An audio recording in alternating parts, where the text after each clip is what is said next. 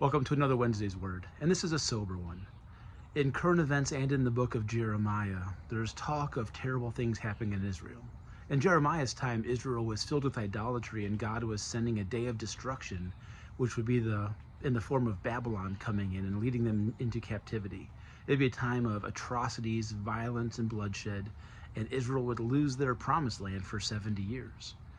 And as I'm recording this, just a few days ago was the attack when Hamas came into Israel at hang gliders coming into a music festival with very progressive, not Orthodox Jews dancing and celebrating freedom, going into houses, killing babies.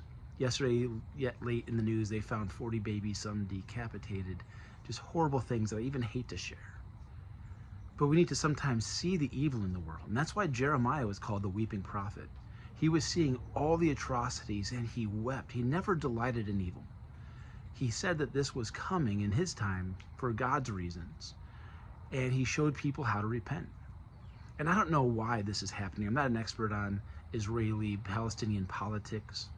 But I do know that the death of innocents, the attacking of those, is unjustified. There's no moral equivalence that people are trying to portray in the news. It's horrific and needs to be stand against.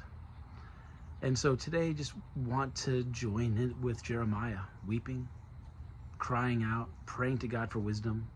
We don't have what Jeremiah had, an insight into why God was doing what he's doing. We do know that God is still sovereign in Israel and sovereign over the world.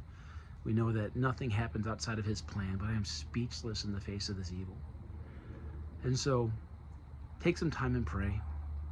Take some time and reflect on how our politics are so divided. There are people protesting in Sydney, Australia.